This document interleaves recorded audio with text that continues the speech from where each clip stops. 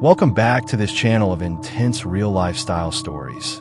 If you enjoy slower emotions, complicated families, and love that appears where you least expect it, get comfortable, turn up the volume, and stay with me until the end.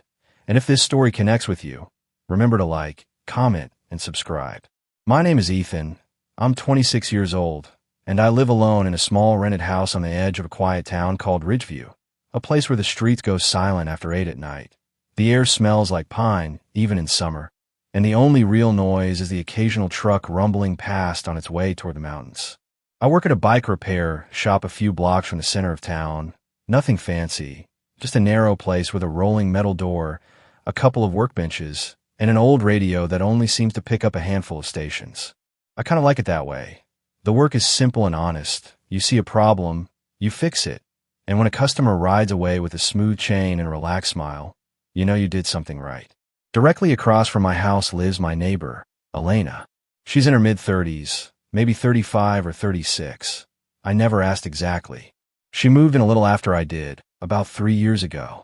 At first we were just the kind of neighbors who nod while picking up the mail or give a quick wave over the fence while watering the lawn. Then it turned into small things. She showed up one Sunday afternoon with a plate of warm cookies, still smelling like the oven. I helped her carry a heavy planter up her front steps when the delivery guy left it on the sidewalk. One night during a windstorm, a metal gutter on her house came loose and started banging against the siding. I grabbed my ladder and fixed it before the rain hit. She paid me with a cold beer and a quiet thank you that felt heavier than the work itself. Elena is noticeable, even when she isn't trying to be. She's tall, with dark brown hair she usually twists up into a messy knot, green eyes that catch the light when she laughs, and a way of moving that makes it seem like she's always in control, even when she's just carrying groceries to the door. She works from home, something in interior design or project planning. I've seen her walking in her front yard during video calls, tablet in one hand and coffee in the other, talking about color palettes and timelines like she's discussing the weather. She's smart, independent, the kind of person who doesn't need anyone, but somehow makes you want to be around her anyway. We never talked about anything deep, just the weather, the best place to order takeout, or how the mail carrier keeps mixing up our packages. Still, there was a rhythm to those tiny conversations, a quiet routine that settled over our little street without either of us ever deciding on it. Then, one night at the beginning of June, everything shifted. I was sitting at my small kitchen table eating frozen pizza straight from the box because I didn't feel like getting a plate when someone knocked at my door. It wasn't the casual tap of a neighbor dropping off the wrong package. It was urgent, 3 sharp knocks like someone trying to wake me up. I opened the door, and there was Elena. She was wearing a simple black dress that fit her body without looking like it was trying too hard. Her hair pulled back tighter than usual, a few loose strands around her face, and no makeup, which was rare for her. Her green eyes were wide, almost nervous. I'd never seen her look nervous before. "Hey," I said, wiping pizza grease on my jeans. "Everything okay?" She didn't answer right away. She just stood on my porch, one hand gripping the strap of her bag like it was the only thing holding her up. "Can I come in?" she asked. I stepped aside. "Yeah, of course." She walked past me, her heels making a soft clicking sound on the wooden floor. I closed the door and turned to find her standing in the middle of my small living room, looking around like she'd never been there, even though she'd been inside once or twice to borrow a screwdriver and to return a book I'd accidentally left on her porch. "Ethan," she said, turning toward me, "I need to ask you something, and it's going to sound insane." I raised an eyebrow. "Okay." She took a breath. "Can you be my boyfriend?" I blinked. Then I let out a short laugh, because what else do you do when your neighbor asks you that out of nowhere? But she didn't laugh. She just stared at me, completely serious. "Wait," I said, "you're not joking?" "No," she said softly. "I mean, not exactly. I need you to pretend, just for a few days." I just stared at her. "Pretend to be your boyfriend?" She nodded. "This weekend I have to go to my parents' place down south, near a little town called Cedar Creek. They've been on my case about settling down for years. I might have told them I was seeing someone, a younger guy from the city." She made a face. I didn't think they'd latch onto it so hard, but now they want to meet him. If I show up alone again, they're going to lose it. I rubbed the back of my neck. "So what exactly do you want me to do? Just show up and smile?" "More than that," she said. "I need someone they'll believe. Someone who won't freak out when my dad grills him about his 5-year plan." Someone who can handle my mom crying because she thinks I'm finally settling down. She paused. Someone I trust. I opened my mouth, closed it, opened it again. Elena, y fix biques. I don't do family performances. I know, she said quickly. I know it's a lot, but you're the only person I know who's decent, calm, and not going to make this weird on purpose. She reached in her bag and pulled out 2 bus tickets, holding them out like an offering. It's just 3 days, Friday to Monday morning. I'll cover everything. Food, gas, whatever. And when we get back, I'll owe you. New tires for your truck, free coffee for a month, you name it. I looked at the tickets, then at her. She wasn't begging, not exactly, but there was something small and tired in her voice I'd never heard before, like she was carrying more than just one stressful weekend. I sighed. Do you really think this is going to work? She gave a tiny shrug. I don't know, but I can't go through another visit like the last one by myself. I took the tickets from her hand. Okay, I said, but if your dad asks about kids, I'm blaming you. For the first time that night, she smiled, really smiled, the kind of smile that made the room feel a little warmer. Thank you, she said quietly. You have no idea how much this means. I waved it off. Yeah, just don't expect me to wear a tie. She actually laughed, a real laugh, and for a second the tension in her shoulders dropped. We spent the next hour on my couch going over the basics. Her parents' names, Karen and Robert, how her dad loved fishing, how her mom cried at commercials. She had a younger brother who lived in a bigger city and wouldn't be there. We built a simple story. We'd been seeing each other for around 7 months, kept it low-key because of work, taking it slow, and seeing where things went. I scribbled everything on the back of an old receipt so I wouldn't forget. When she finally got up to leave, she paused at the door. Are you sure about this? She asked. I really looked at her then, at the way the porch light caught the worry in her eyes, at how hard she was trying to hold everything together. Yeah, I said. I'm sure. She nodded, and then, without warning, stepped forward and hugged me. It was quick and tight, like she was afraid I'd change my mind if she let go too soon. When she pulled back, she didn't say anything, just gave me a smaller smile and crossed the street back to her house. I closed the door and leaned against it. What the hell had I just signed up for? But when I looked at the bus tickets lying on my table, something shifted in my chest. It wasn't fear or even nerves. It was curiosity. I wondered what it would feel like to pretend to be hers, even for a weekend, even if it was all supposed to be fake.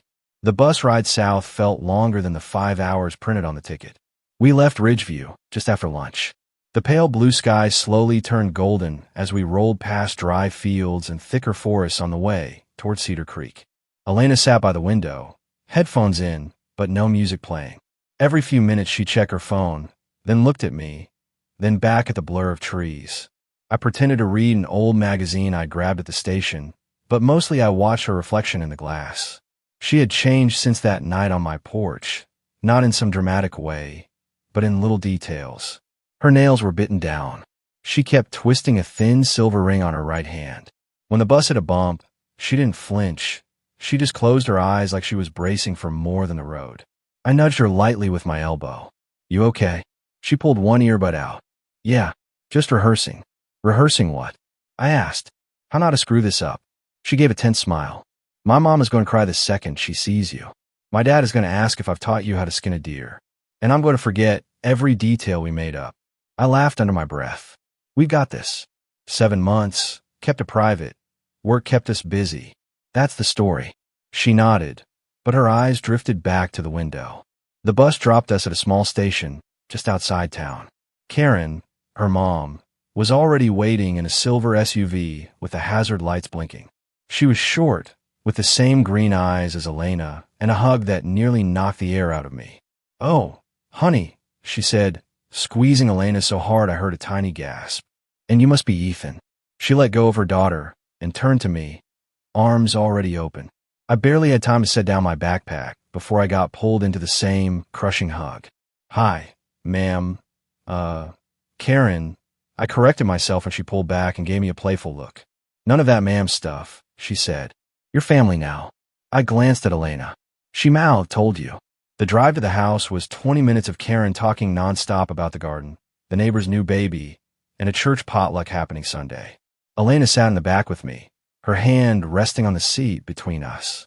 She didn't take mine. She just left it there, close. The house looked like it belonged on a postcard. 2 stories, cedar siding, a wide front porch, roses lining the path, and a golden retriever named Max lazing on the steps, barking once in lazy recognition. Robert was outside, wiping his hands on a rag when we pulled up. He was taller than I expected, lean, with gray hair and eyes that missed nothing. He didn't smile when we got out. He just nodded. "Elena," he said in his deep voice, then looked at me. "Ethan." "Sir," I said, offering my hand. He shook it, firm but not trying to crush my fingers. "Call me Robert." Karen was already halfway up the stairs, chattering about dinner. Elena grabbed both our suitcases, but I took hers from her. "I got it," I said. She gave me a quick, grateful smile. Inside, the house smelled like wood polish and something baking in the oven. The walls were covered in photos. Elena with braces. Elena in a graduation cap. Elena with some guy I didn't recognize in older pictures. I try not to stare. Karen showed me the guest room, a small space at the end of the hall with a single bed, a patched quilt, and a window overlooking the backyard.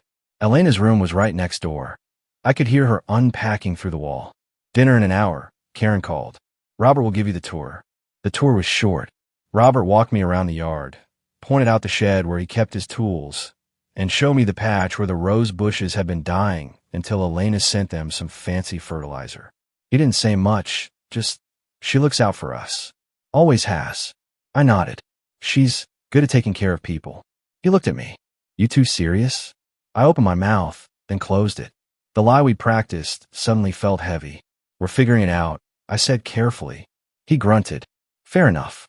Dinner was roasted chicken, mashed potatoes, and green beans from the garden. Karen talked the entire time. Robert asked careful questions. Where I grew up, what my parents did, if I'd ever been fishing. I answered honestly where I could.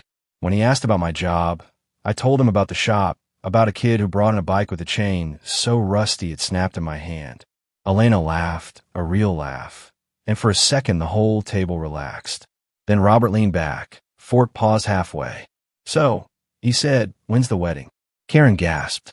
"Robert, Elena froze." I swallowed. We actually haven't. We're not rushing anything," Elena cut in, voice gentle and steady. "We're just enjoying this stage." Robert's eyes moved between us. He didn't push. He just nodded and took another bite. After dinner, Elena and I washed the dishes while our parents watched an old Western in the living room. The kitchen was quiet except for the clink of plates. "You okay?" I asked, handing her a glass. She dried it slowly. "I hate lying to them," she said. "Then why do it?" She looked at me, eyes tired. "Because the truth feels worse. I'm 35, I live alone, and I don't know why things never work out. That's what they hear every time I say I'm fine." I didn't know what to say to that, so I just bumped her shoulder with mine. "You're not alone this weekend," I said. She gave me a small, real smile. Later, after Karen went to bed and Robert stepped outside for a cigarette, Elena knocked on my door. She was in soft shorts and an old t-shirt, hair down for the first time that day. "Can't sleep?" I asked. She shook her head. "Too much in my head." She came in and sat on the edge of the bed, staring out at the moonlit garden. "I used to hate coming back here," she said quietly. "It was always the same questions. When are you bringing someone home? Don't you want kids?" I stopped visiting for a while. Then I started inventing answers. "And now," she trailed off. "Now you got me," I said. She turned toward me. "Yeah," she said softly. "Now I've got you." We didn't say anything else. We just sat there, the space between us small but not uncomfortable. After a while she stood. "Good night, Ethan." "Good night, Lena," I said without thinking.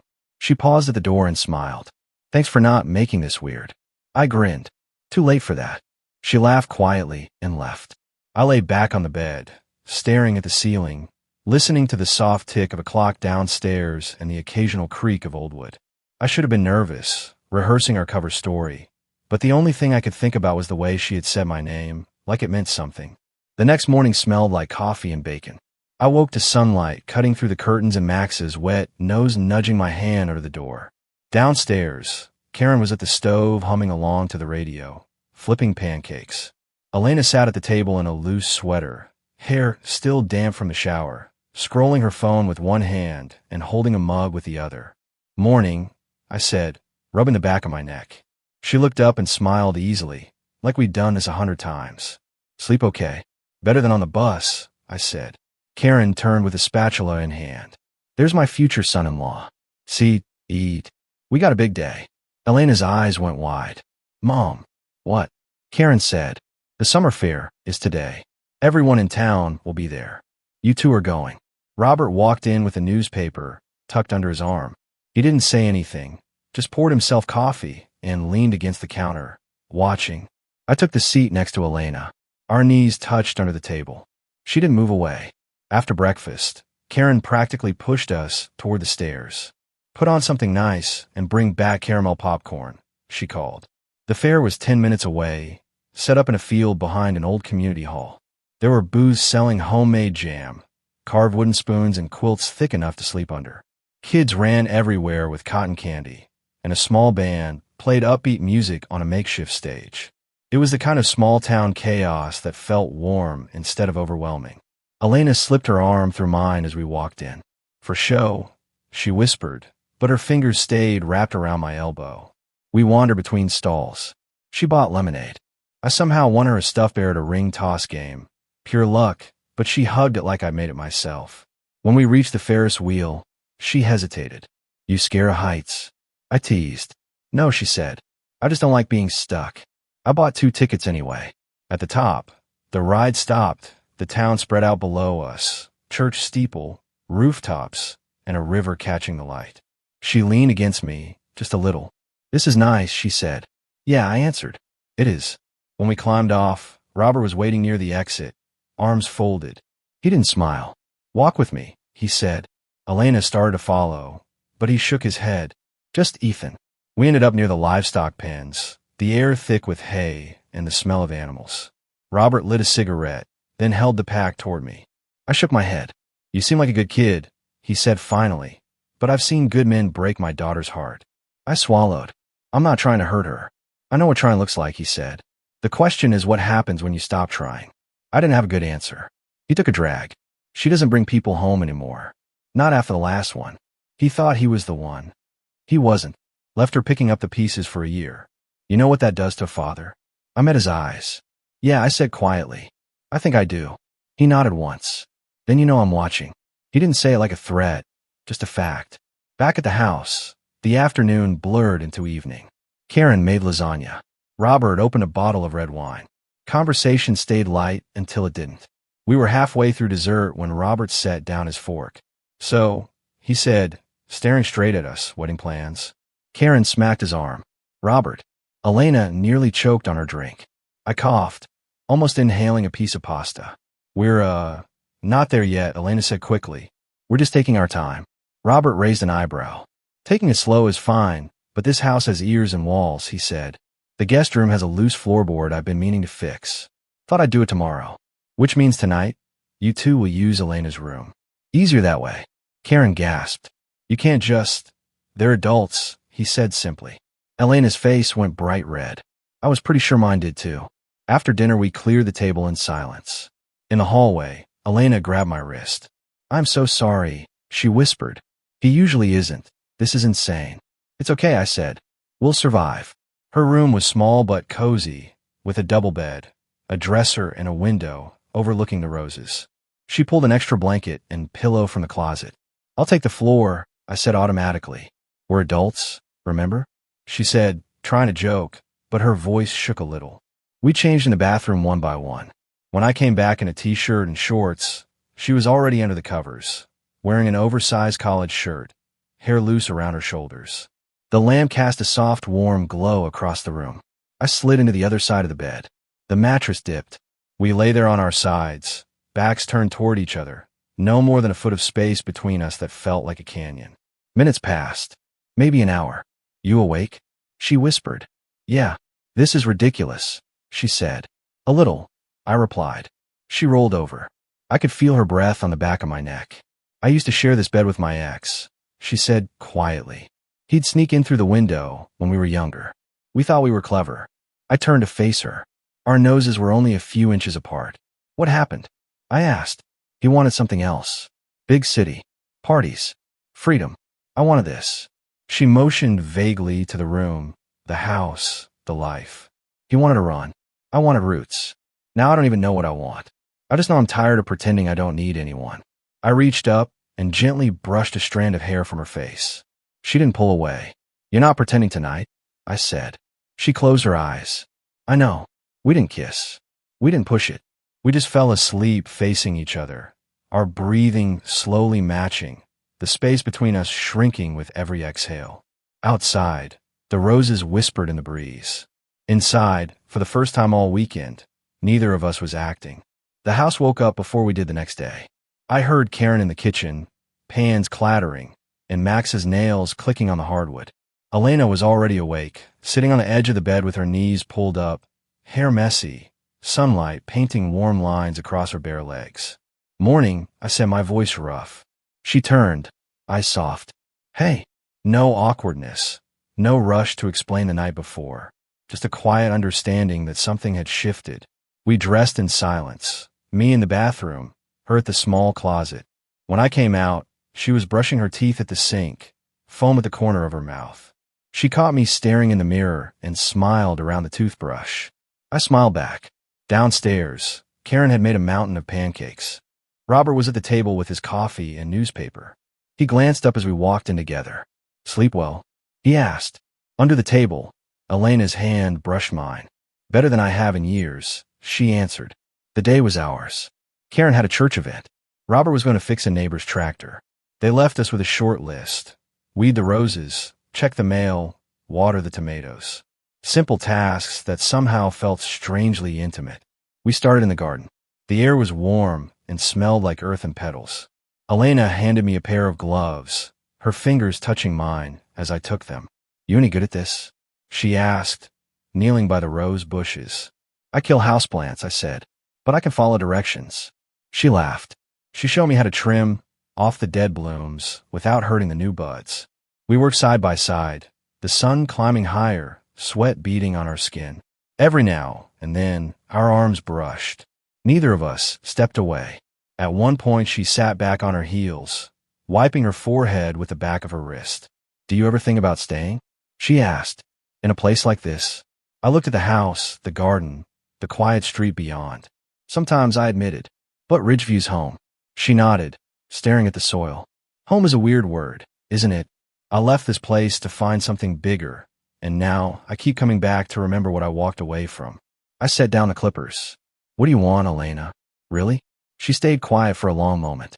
Then she said, I want to stop being afraid of wanting anything at all. I didn't have the perfect answer, so I just reached over and tucked a loose strand of hair behind her ear. She leaned into my hand for a heartbeat. We finished with the roses, moved on to the tomatoes, then the mail, then the porch swing where we sat with iced tea and watched Max chase butterflies. She rested her head on my shoulder. I don't want to go back to pretending tomorrow, she said. Then don't, I answered. She looked up at me. It's not that simple. Why not? Because you live across from me, she said. Because this was supposed to be one crazy weekend. Because... She trailed off. Because... I asked gently. Because I don't know how to do this without ruining it, she said. I took her hand.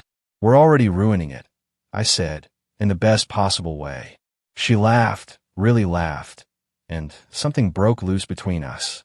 That afternoon we walked to the creek behind the house. The water was cold and clear, rushing over smooth stones. We took off our shoes and waded in up to our ankles. She splashed me. I splashed her back, and we ended up soaked, laughing like kids as we collapsed on the grassy bank with wet clothes and bits of grass in our hair. Lying there, staring up at the sky, she said, I used to come here as a kid and pretend I was somewhere else. Now all I want is to be right here. I rolled onto my side. With me? I asked. She looked at me, straight into my eyes.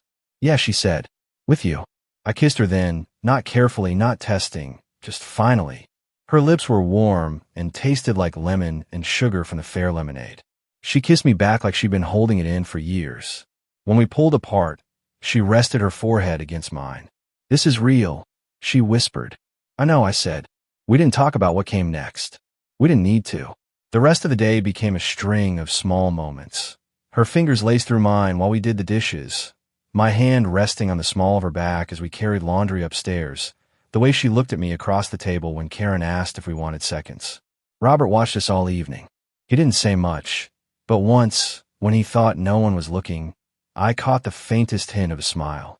That night, we didn't pretend to sleep apart. We went straight to Elena's room, to her bed, with no gap between us this time. We didn't rush past every line, but we lay tangled together, talking until the early hours about everything and nothing, her breath steady against my chest, the sound of her heartbeat becoming the only thing that mattered. At some point, I felt her lips against my temple and heard her murmur, "Stay." I kissed her hair. "I'm not going anywhere," I said. Outside, the roses bloomed under the moon. Inside, the performance was over and the real story, soft, messy, ours was just beginning. The morning we left smelled like coffee and freshly cut grass. Karen was up early, stuffing leftovers into containers that would never all fit in my bag. Robert stood on the porch with Max at his feet, hands in his pockets, watching the sky like he could read the weather in the clouds. Elena walked downstairs in jeans and the same black dress she'd worn the first night she asked me to pretend. Her hair was loose, her eyes still soft from sleep. She carried both our bags. Karen pulled her into a hug that felt like it might never end. "Call me when you get home," she said. "I will, Mom." Then she turned to me. "Ethan," she said, pulling me into another hug, tighter this time, "take care of my girl." "I plan to," I said, and I meant it. Robert stepped forward. He didn't hug me, just offered his hand. I took it. "You two did well," he said quietly. "Both of you." He pressed something small into my palm. A little jar of raspberry jam with a label written in Karen's neat handwriting. "For the road." Elena smiled when she saw it. "The famous jam," she said. We sat near the back of the bus on the way home. Elena rested her head on my shoulder without asking. I didn't mind. The ride was peaceful, just the steady hum of the wheels, the occasional cough from a guy a few rows up, and the weight of her against my arm. Halfway back to Ridgeview, she spoke without lifting her head. "If you want out," she said, "say it now. No hard feelings. This was supposed to be a weekend. You didn't sign up for my whole life." I turned my head enough to see her face. "I'm not going anywhere," I said, my voice steady, "unless you tell me to." She searched my eyes, then nodded, small but sure. When we got back to town, the sun was low, painting the mountains in shades of pink and orange. We walked a few blocks from the station to our street. Our houses sat across from each other exactly the same as before, but everything felt different. She stopped at her front door. "So," she said, "neighbors again?" I stepped a little closer. "Something like that." She smiled, unguarded this time.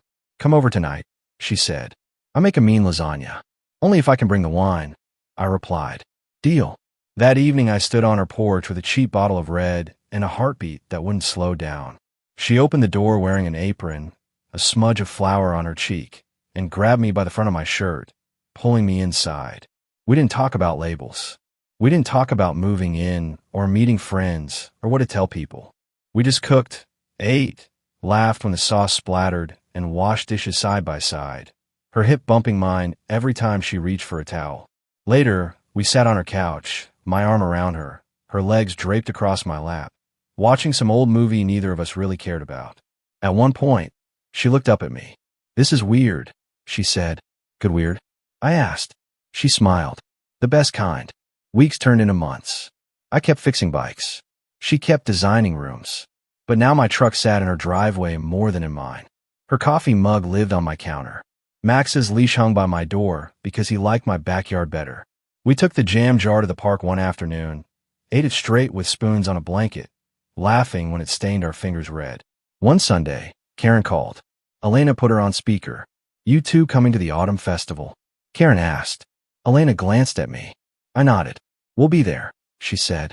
Karen squealed. I heard Robert's voice faintly in the background. "Tell Ethan to bring his tools. That squeaky door still isn't right." We hung up, and Elena climbed into my lap, looping her arms around my neck. "No more pretending," she said. "No more pretending," I agreed. Some nights I still think about that first knock on my door, about the way she stood there, scared and brave at the same time, asking for something that felt impossible. I think about the lies we told, the truths we uncovered, and the space between our houses that used to feel like a street and now feels like a heartbeat. Love doesn't always start with fireworks. Sometimes it starts with a frozen pizza, a desperate favor, and a little jar of homemade jam. Sometimes it starts as an act, and ends as a promise. If this story touched you even a little, tap the like button, tell me in the comments which country you're listening from, and make sure you subscribe and turn on the notification bell so you don't miss more stories that make you feel something. I'm Ethan, and I'll see you in the next one.